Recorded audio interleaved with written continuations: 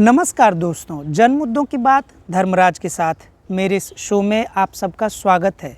आज हम आपके सामने बात करने जा रहे हैं एक ऐसे मुद्दे पर जिस मुद्दे ने पूरी दुनिया के मानवतावादी में विश्वास करने वाले लोगों की नींद उड़ा दी है। जी हाँ, हम बात करने जा रहे हैं इजराइल गाज़ा वॉर के बारे में। इजराइल गाज़ा के बीच में जो युद्ध चल रहा है उसके बारे में। एक सप्ताह पहले आपने देखा होगा हमास ने इजराइल पर कई मिसाइल्स दागे जिससे कई सैकड़ों इजराइल के नागरिकों की जानें चली गई। इसके जवाबी कार्रवाई में इजराइल के प्रधानमंत्री बेन्यामिन नेतन्याहू ने कहा कि वो हमास को ख़त्म कर देंगे, वो हमास को हमेशा के लिए ख़त्म कर देंगे। और दोनों के बीच, इजराइल और गाज़ा के बीच एक युद्ध छिड़ गया। यह युद्ध लोगों को उम्मीद नहीं था कि यह युद्ध में बदल जाएगा। हालांकि क्योंकि ऐसे युद्ध पहले भी, ऐसे हमले पहले भी इजराइल और फ़िलिस्तीन के बीच में होते रहे हैं। गाज़ा से ऐसे हमले और इजराइल से ऐसे हमले बीच बीच में होते रहते हैं। देखेंगे कि किस प्रकार से पूरी दुनिया की मीडिया या पूरी दुनिया के एक्सपर्ट्स, जो अंतर्राष्ट्रीय मामलों के एक्सपर्ट्स कहे जाते हैं, और उन लोगों ने कैसे इस पूरे मुद्दे पे अपनी जो बात रखी है वो कहीं से भी इजराइल गाज़ा युद्ध को समाप्त नहीं कर सकती है। हम देख रहे होंगे कि पूरी दुनिया में जो इजराइल और गाज़ा के बीच में युद्ध को समझने के लिए जो वीडियो बनाए गए, जो न्यूज़ चलाए गए, उस सभी में यही लगभग कहा जा रहा है कि यह कुल मिला के एक धार्मिक युद्ध है, यानी कि यहूदी और मुसलमानों के बीच चल रहा एक ऐसा युद्ध जो सदियों से चल रहा है। मीडिया ने यहाँ तक रिपोर्ट किया कि फ़िलिस्तीन के लोग इजराइल में इसलिए कब्जा करना चाहते हैं क्योंकि वहाँ पे उनके धार्मिक जगह है, और उसी इजराइल का हिस्से में वह भी जगह है जहाँ पर जेरूशलेम में, जहाँ से क्रिश्चियनिटी यानी कि दुनिया के तीन बड़े बड़े धर्म का उद्भव या उदय उसी हिस्से में हुआ जिस हिस्से पर कब्जे के लिए सदियों से युद्ध होता चला आ रहा है। यह तो बात हुई धार्मिक युद्ध की, लेकिन सवाल यह है कि किसी ने भी इस पर बात नहीं की कि दरअसल यह मामला इजराइल और फ़िलिस्तीन के बीच कोई सदियों की बात नहीं थी, बल्कि लगभग अभी 100 साल भी नहीं हुए हैं, उससे ही कम समय से इजराइल और फ़िलिस्तीन के बीच यह युद्ध के रूप में स्थिति बन गई है। जब यहूदियों को विश्व युद्ध में, यानी द्वितीय विश्व युद्ध के दरमियान लाखों की संख्या में जर्मनी में मारा जा रहा था,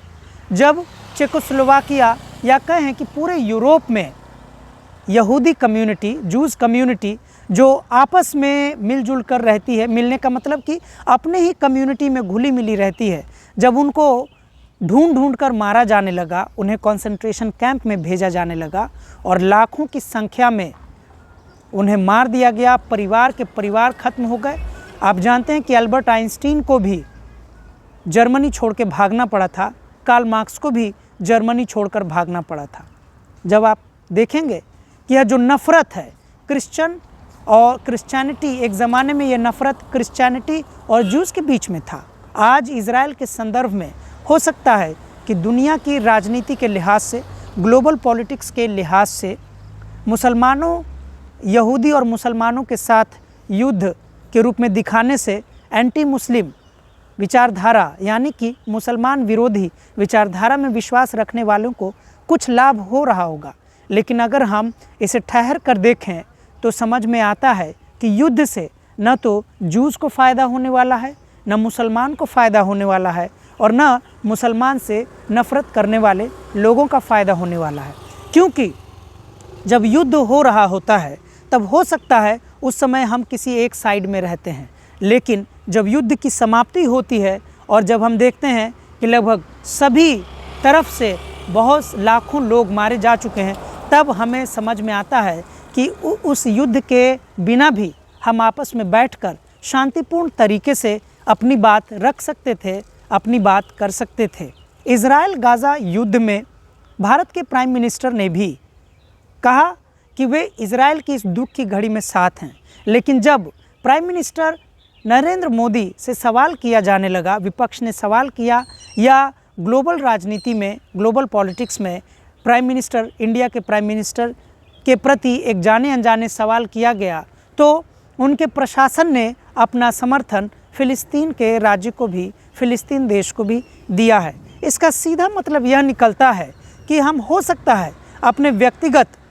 मत के कारण, व्यक्तिगत विश्वास के कारण अपना समर्थन भले ही किसी देश को दें, लेकिन एक पूरी दुनिया की मानवता को चलाने के लिए एक मानवीय तरीका है जिसके अंतर्गत हम सभी समझते हैं कि इज़राइल जो फ़िलिस्तीन के साथ कर रहा है, हमास के ऑर्गेनाइजेशन के साथ, हमास जैसी संस्था के साथ लड़ने के नाम पर जो फ़िलिस्तीन के नागरिकों को 3-3 बार देश छोड़कर भागने की धमकी दे चुका है, इसे कहीं से भी समर्थन नहीं दिया जा सकता। आप खुद सोचिए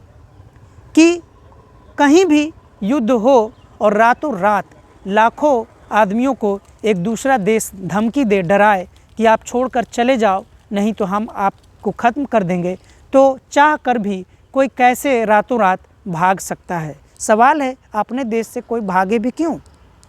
यह कह देना बहुत ज़रूरी है कि इज़राइल गाज़ा युद्ध को भले ही पूरी दुनिया की राजनीति में एक धार्मिक युद्ध की तरह पेश किया जा रहा है, लेकिन हम ठहर कर देखें तो सीधा पता चलता है कि इसका जूस यानी यहूदी और मुसलमान के बीच धर्म से बहुत लेना देना नहीं है, बल्कि उस ज़मीन से लेना देना है जो इज़राइल वर्षों से धीरे धीरे कब्ज़ा करती चली आ रही है। ये औपनिवेशिक लड़ाई है, ये कॉलोनियल लड़ाई है। इज़राइल के ख़िलाफ़ जो फ़िलिस्तीन की लड़ाई है वो एक स्वतंत्रता की लड़ाई है। वो ऐसी लड़ाई नहीं है, वो नहीं कहते हैं फ़िलिस्तीन की राजनीति का अध्ययन करने पर या इज़राइल फ़िलिस्तीन का जब हम अध्ययन करेंगे तो देखेंगे कि कभी भी ना तो फ़िलिस्तीन ने कहा है कि हम अपने देश में जूस को नहीं रहने देंगे, या तो कभी भी ना इज़राइल ने कहा है कि हम अपने देश में फ़िलिस्तीनियों को या मुस्लिमों को नहीं रहने देंगे। यह जान लेना सबसे ज़रूरी है कि इज़राइल देश, जिसे पूरी दुनिया के लोगों को मीडिया द्वारा ये बताया जा रहा है कि जूस का देश है, हो सकता है वहाँ जूस की मेजॉरिटी है और जूस वहाँ की सत्ता में है, लेकिन वहाँ गैर मुस्लिम भी हैं और इज़राइल की राजनीति को अच्छा खासा वे प्रभावित भी करते हैं। और ऐसी स्थिति फ़िलिस्तीन की राजनीति की है। इज़राइल और फ़िलिस्तीन का मसला बिल्कुल वैसे ही है जैसे किसी भी गुलाम देश और उस पर रूल शासित कर रहे देश के बीच में होता है। जो आज इज़राइल और फ़िलिस्तीन में हो रहा है, ऐसी बात नहीं है कि यह पहले अन्य देशों के साथ ऐसी चीज़ें नहीं हुई हैं। अगर आप भारत की दृष्टि से समझना चाहेंगे तो आप खुद समझ सकते हैं कि भारत भी आज से करीब 75 साल पहले अपनी आज़ादी के लिए लड़ ही रहा था, और तब लड़ने के बाद ही लाखों करोड़ों लोगों की कुर्बानियों के बाद ही भारतीयों को भी आज़ादी मिली है। आज़ादी कोई बैठे बिठाई नहीं मिली है। अगर एक ज़माने में अगर भारतीय आज़ादी को 1947 के पहले अगर कोई यह कहता कि हिंदू और क्रिश्चियन के बीच में लड़ाई है, तब क्या आपको लगता है कि यह इतिहास का सही मूल्यांकन होता? क्या भारत की आज़ादी की लड़ाई क्रिश्चियन और हिंदू की लड़ाई थी? क्या क्रिश्चियन और मुसलमानों की लड़ाई थी? क्या क्रिश्चियन या अन्य धार्मिक समुदायों के बीच की लड़ाई थी? बिल्कुल नहीं। यह लड़ाई थी उसकी कि कोई भी अपने देश में ही क्यों गुलाम रहे। ठीक है, ऐसी बात नहीं है कि जब भारत 1947 में आज़ाद हुआ तो बहुत सारे अंग्रेज़ भारत में नहीं रुक गए, ऐसी बिल्कुल बात नहीं है। या ऐसा भी नहीं हुआ कि जब भारत आज़ाद हुआ तो अंग्रेज़ों के बनाए हुए महलों में, उनकी संपत्ति में, उनकी प्रॉपर्टीज़ में या अंग्रेज़ों के नाम पर बनाए गए रोड को रातों रात बदल दिया गया, उनके महलों को ढा दिया गया। ऐसा बिल्कुल नहीं हुआ, क्योंकि आज़ादी का मतलब है कि कोई भी व्यक्ति किसी के ऊपर शासन नहीं कर सकता है, इतनी सी बात है। लेकिन जब धीरे धीरे अगर ऐसा होगा कि कोई एक व्यक्ति इतना ताकतवर हो जाएगा कि बाकी के लोगों पर अपनी मनमर्जी चलाएगा, तो वहाँ आज़ादी की लड़ाई होना स्वाभाविक है। इज़राइल और गाज़ा के बीच जो युद्ध है वह बिल्कुल एक आज़ादी की लड़ाई जैसा है। यही कारण है कि ऑक्सफोर्ड यूनिवर्सिटी जो एक क्रिश्चियन कंट्री में ही है, अगर उस तरीके से देखें तो हार्वर्ड यूनिवर्सिटी जो एक क्रिश्चियन कंट्री में ही है, कैम्ब्रिज यूनिवर्सिटी एक क्रिश्चियन कंट्री में है, वहाँ के भी छात्रों ने, वहाँ के भी प्रोफेसर्स ने फ़िलिस्तीन के समर्थन में और इज़राइल के द्वारा जो शक्ति का इस्तेमाल किया जा रहा है उसकी शक्ति की प्रदर्शन को की आलोचना की है और फ़िलिस्तीन के पीड़ितों के साथ अपनी संवेदना व्यक्त की है। हालांकि इसे नहीं भुलाया जा सकता कि एक सप्ताह पहले जो अटैक हुआ वो हमास ने ही किया था और हमास पर अटैक करने के लिए इज़राइल ने भी अटैक किया था। बल्कि हमें यह भी याद रखना चाहिए कि यह पहली बार इज़राइल और हमास के बीच का जो युद्ध कोई पहली बार नहीं था, लेकिन ऐसी कौन सी बात है जिसके कारण इज़राइल के प्राइम मिनिस्टर बेंजामिन नेतन्याहू चाहते हैं कि इस बार उन्होंने संकल्प लिया कि इस बार वो हमास का सफाया कर देंगे, हमास को पूरी तरीके से ख़त्म कर देंगे। लेकिन बेंजामिन नेतन्याहू इस सवाल का जवाब नहीं दे पाते हैं कि आखिर हमास एक आतंकवादी संगठन है। यदि एक आतंकवादी संगठन है तो ऐसे आतंकवादी संगठनों को गाज़ा के एक बड़ी आबादी, बल्कि कहें कि पूरी गाज़ा के लोगों द्वारा समर्थन क्यों प्राप्त है? क्योंकि दुनिया में कभी भी आज़ादी की लड़ाई लड़ी गई है तो एक पक्ष के लिए दूसरा पक्ष आतंकवादी संगठन का ही मसला है। हमास समर्थित तो अभी तक कोई बयान किसी भी मुस्लिम कंट्री ने नहीं दिया है, किसी ने भी हमास का समर्थन नहीं किया है, बल्कि सारे लोगों ने हमास के हमलों की कड़ी निंदा की है। लेकिन कोई भी देश खुले रूप से इज़राइल जो पूरे शक्ति प्रदर्शन के साथ गाज़ा के आम लोगों पर बमबारी कर रहे हैं, जहाँ पे हजारों लोग मारे जा चुके हैं, परिवार के परिवार ख़त्म हो रहे हैं और बच्चों तक को बम से चीथड़े उड़ा दिए जा रहे हैं, ऐसे में उस इज़राइल की आलोचना नहीं की जा रही है। यह बात सही है कि इज़राइल को यह अधिकार है कि अपने नागरिकों की सुरक्षा में जो भी उसे कदम उठाना पड़े उसे उठाना चाहिए। लेकिन सवाल यह है कि नागरिकों की सुरक्षा क्या दूसरे देश के नागरिकों को मारकर हो पाएगी? क्या इससे इज़राइल और भी अपने लिए दूसरे देशों के मन में या दूसरे लोगों के मन में या एक बड़ी आबादी के लोगों के मन में अपने खिलाफ एक नफ़रत नहीं पैदा करेगी? हमें इतिहास नहीं भूलना चाहिए। द्वितीय विश्व युद्ध के दौरान ये वही जूज कम्युनिटी के लोग थे जिनके साथ बहुत भारी मात्रा में जुल्म किया गया। जूज के साथ इतना जुल्म किया गया द्वितीय विश्व युद्ध के दौरान कि महज 5 से 6 सालों के भीतर हिटलर ने जूज को कंसंट्रेशन कैंप में भेज के 60 लाख यहूदियों को मार दिया, मौत के घाट उतार दिया। पूरे यूरोप के यहूदी भागकर इज़राइल की तरफ उस समय आए थे और उस समय ये सारे लैंड की अगर आप इतिहास देखेंगे तो ये लगभग मुसलमानों के कब्ज़े में थे और लेकिन किसी भी मुस्लिम देश ने उस वक्त जूस का विरोध नहीं किया। सारे लोग समझ रहे थे कि जो ग्लोबल राजनीति थी, जो वैश्विक राजनीति थी, उसमें जूस के साथ जो हो रहा था वह सरासर गलत था, एक बहुत बड़ा अन्याय था। दिलचस्प बात यह है कि इज़राइल के भीतर भी यहूदी इस बात के लिए बेंजामिन नेतन्याहू की आलोचना कर रहे हैं जिसे पूरे फोर्स के साथ दबाया जा रहा है। हमें यह याद रखना चाहिए कि 2 साल पहले जो इज़राइल में चुनाव हुए थे, संसदीय चुनाव हुए थे, उसमें बेंजामिन नेतन्याहू की हालत इतनी ख़राब थी कि वो सीधे बहुमत में नहीं आ पाए थे और ऐसा कयास लगाया जा रहा था कि उनकी सरकार जा भी सकती है। बल्कि बेंजामिन नेतन्याहू पर भारी भ्रष्टाचार का आरोप था। तो अगर हम इज़राइल गाज़ा युद्ध का मूल्यांकन करेंगे, एक राजनीतिक विश्लेषण करेंगे ईमानदारी से, तो हमें समझ में आएगा कि ठीक है, हमास ने हमला किया, हमास ने गलत किया,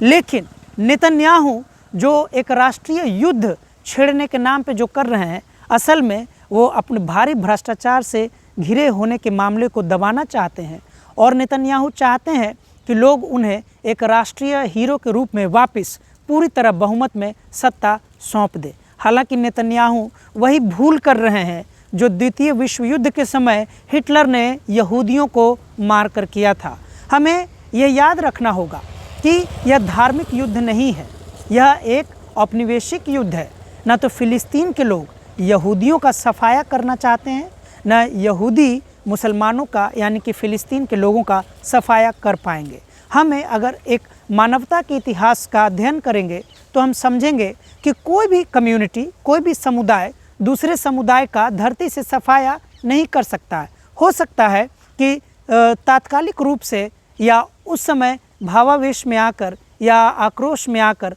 हम किसी एक समुदाय के खिलाफ ज़्यादा प्रताड़ना कर देंगे, ज़्यादा अत्याचार कर देंगे, लेकिन ऐसा नहीं है कि भविष्य में हमें उस अत्याचार का हिसाब नहीं देना होगा। जर्मनी के लोगों को भी यहूदियों पर जो जर्मनी में द्वितीय विश्व युद्ध में जो हमले हुए, जो यहूदी मारे गए, आज तक जर्मनी के लोग इस बात के लिए आश्वस्त होकर नहीं कह सकते हैं कि जो भी यहूदियों के साथ हुआ था वह सही था या होना चाहिए था। बिल्कुल इसी तरह आने वाली पीढ़ियाँ जब इज़राइल से पूछेगी कि आप युद्ध की आड़ में जो अपने एंटी मुस्लिम सेंटिमेंट का फ़ायदा उठाकर पूरी दुनिया में चल रहे गैर मुस्लिम सेंटिमेंट का फ़ायदा उठाकर जो गाज़ा के मुसलमानों को मार रहे थे और उनके टेरिटरी को खाली कहने के नाम पर कब्ज़ा कर रहे थे, इसका आपके पास क्या जवाब है? हम सभी जानते हैं कि इसका जवाब, यहूदियों को मारने के खिलाफ जवाब न तो हिटलर दे पाया था और न ही बेंजामिन नेतन्याहू जैसे वॉर मॉन्गरर, युद्ध चाहने वाले नेता दे पाएंगे। हमें ये समझना होगा कि दुनिया के किसी भी देश में जब आज़ादी की लड़ाई होती है तो वहाँ पे अंततः बातचीत से ही मसले हल होते हैं। हत्या कहीं भी किसी भी प्रकार का समाधान नहीं लाता है। इज़राइल गाज़ा युद्ध भी लगभग कुछ सालों में 100 साल हो जाएगा, लेकिन अभी वहाँ भी कुछ समाधान नहीं दिखाई देता है। लेकिन मिसाइल से हमलों से पूरी दुनिया में कोई मसले हल नहीं हुए हैं और इज़राइल गाज़ा का मसला भी हल नहीं होगा। जहाँ तक हम भारतीय मीडिया का हालत देखेंगे, भारतीय मीडिया की हालत देखने पर पता चलता है कोई इज़राइल में क्या हो रहा है, गाज़ा में क्या हो रहा है और इज़राइल गाज़ा के बीच में कैसे संबंध रहे हैं, इसको समझने की बजाय, इसका ईमानदारी से मूल्यांकन और विश्लेषण करने की बजाय वो ऐसा लगता है कि जैसे वो अपने मुस्लिम विरोधी विचार को ही बढ़ावा दे रहे हैं। उनको लगता है कि खुले रूप से इज़राइल के साथ खड़ा रहेंगे, एक शक्ति के साथ खड़ा रहना ही मुसलमानों को होश ठंडा करेगी। ये सही रास्ता नहीं है। हमें बल्कि ऐसे देखना चाहिए कि कोई हिंदू हो, मुसलमान हो, यहूदी हो, क्रिश्चियन हो, दुनिया में जो भी व्यक्ति है उसे डिग्निटी के साथ, गरिमा के साथ जीवन जीने का पूरा अधिकार है। उसे अपने सृजनात्मकता के साथ जीने का पूरा अधिकार है। न तो यहूदी को मारा जा सकता है, जैसा कि हम जानते हैं कि पूरे इतिहास में यहूदी भाग भाग कर जीते रहे, न तो फ़िलिस्तीनियों को मारा जा सकता है, न मारा जाना चाहिए। आज जो इज़राइल फ़िलिस्तीन के लोगों के साथ जो कर रहा है सरासर गलत है। हो सकता है कि पूरी दुनिया में मुसलमानों के खिलाफ जो एक राजनीति चल रही है, दक्षिणपंथी राजनीति चल रही है, उसके हिसाब से थोड़े देर के लिए इज़राइल को इसका फ़ायदा मिल जाए, लेकिन जब 50 साल बाद, 10 साल बाद या 100 साल बाद जब इस युद्ध का मूल्यांकन होगा, तब हम लोग देखेंगे, तब समझ में आएगा कि इस युद्ध के बिना भी मसले हल किए जा सकते थे, बैठकर बातचीत की जा सकती थी। क्योंकि आज बेंजामिन नेतन्याहू एक हमास को ख़त्म कर देना चाहते हैं, लेकिन वे नहीं बताते कि हमास जैसा संगठन कल आज हमास है, कल बमास हो जाएगा, परसों गमास हो जाएगा। सवाल है कि हमास जैसे संगठनों को अगर वहाँ के नागरिकों की सहानुभूति प्राप्त है तो उनकी सहानुभूति को प्राप्त करने में इज़राइल की भी कोई भूमिका है या नहीं है। जाहिर सी बात है, पूरी दुनिया के आम आदमी अकेले तो नहीं लड़ते हैं, बल्कि इकट्ठा होकर किसी न किसी संगठन के साथ खड़े रहते हैं और संगठन का साथ देते हैं। हो सकता है हमास को इज़राइल की ऐसी ही शक्तिशाली राजनीति का समर्थन प्राप्त है। इससे पहले कि हम समझें, हम देख सकते हैं कि भारत में भी खुलकर लोग अपनी बात नहीं कर पा रहे हैं। वहाँ उत्तर प्रदेश के मुख्यमंत्री योगी आदित्यनाथ ने सीधा कहा है कि जो भी व्यक्ति प्रधानमंत्री नरेंद्र मोदी के पोजीशन से अलग व्यू रखेगा, अलग विचार रखेगा, उसे जेल भेजा जाएगा। अलीगढ़ मुस्लिम यूनिवर्सिटी के छात्रों ने जब इज़राइल फ़िलिस्तीन के मामले में विरोध प्रदर्शन किया तो उनके ऊपर FIR दर्ज हो गई है। बल्कि ऐसे कई जगह देखने को मिल रहे हैं जहां पे भारत में विरोध नहीं हो रहा है, लेकिन दुनिया की जो सबसे प्रतिष्ठित विश्वविद्यालय हैं, Oxford university, Harvard university, Cambridge university, इन सारे यूनिवर्सिटी में इजराइल गाज़ा युद्ध जैसे ज्वलंत मुद्दे पर छात्र आपस में बातचीत कर रहे हैं, विरोध प्रदर्शन निकाल रहे हैं और शांति की अपील कर रहे हैं। हम सभी को एकजुट होकर पूरी दुनिया से,